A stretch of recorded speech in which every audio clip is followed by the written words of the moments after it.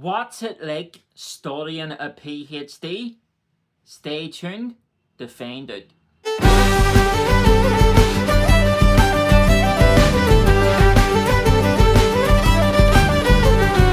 Well, what's happening, everybody?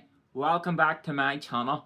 And if you haven't done so already, please don't forget to like, comment, subscribe, and everything like that. I really appreciate everybody's support so far. Well, I've been on my YouTube for over a year now, but I've very rarely talked about this topic.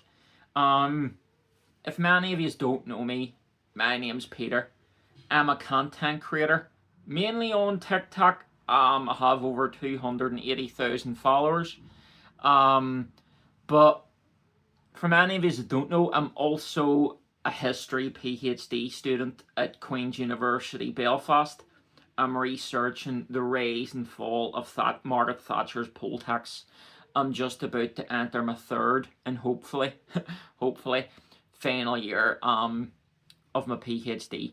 But I've very rarely discussed this topic, and I know there will be a lot of potential students out there who's thinking about a PhD, or has just started a PhD, or is just going to be starting a PhD.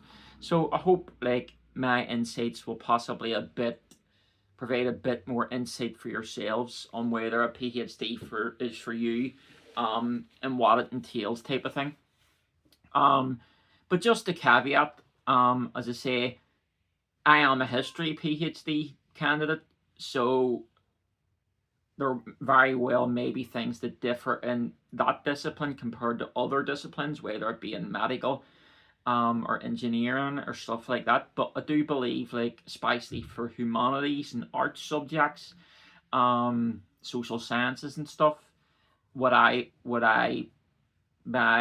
trajectory so far will basically transmit to what you would likely do in those disciplines as well. So hopefully you find it beneficial. But yeah, I think a lot of questions that people might have is, how different is the PhD compared to a master's or undergraduate degree? And I think, to put it in simple terms, it is different. I would say, though, it is quite similar if you've done a dissertation, especially a master's dissertation, which is a quite big piece of work. I think if you've done one of those before, it'll equip you quite well for doing a PhD. But one of the big differences that you'll notice straight away is there is no formal classes. You don't have to do modules, you don't have to do essays, etc., exams, presentations for different types of topics. You only have one topic to focus on, and that is your research. To me, I find that better. I find that much easier, so to speak, than what it would have been previously in my master's, instead of having to juggle all different types of topics. Just focusing on one, in far greater detail, I must add. I found it easier. So I don't know if it's just me, but I do find that more beneficial. But in other ways, it can be challenging. For instance, keeping your mind focused on one topic can be quite a struggle. Trying to narrow a gap down or find new information on a specific topic can be quite challenging. And possibly one of the biggest challenges is the lack of diversity. Yes, I'm sort of contradicting myself here by saying, oh, I find it easier by not juggling from one topic to another. But the fact that you've only doing one thing could possibly leave you a bit complacent, procrastinating, etc., and you only have to see your supervisor. You don't have time constraints really, regarding specific deadlines. It's all on you. Your supervisor is just more or less there to gauge you and make sure you're doing everything right. So that is possibly the biggest difference.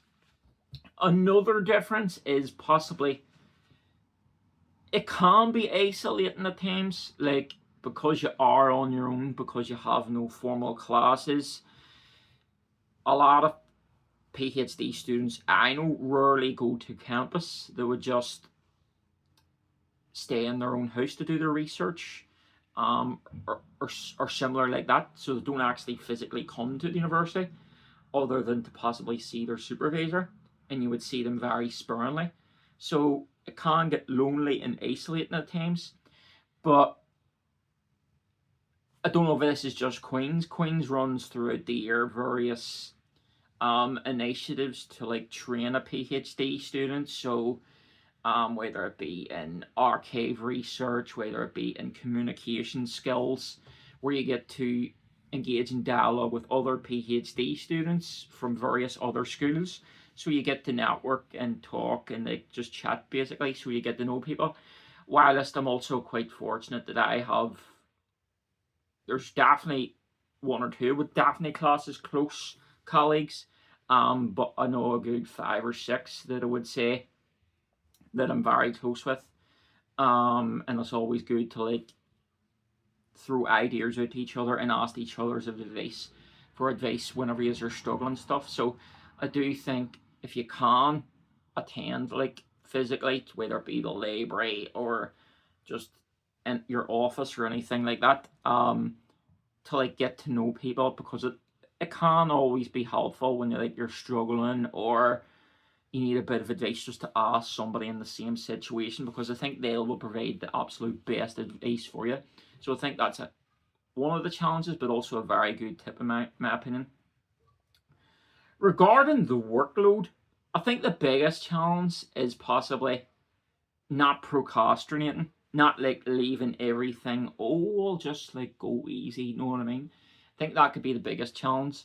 But I think if you managed your masters well, I think you would definitely manage your PhD very well. I think in first year again, this could differ across disciplines and across universities. But in my first year, the first year is basically spent on refining your research proposal and building on your literature review.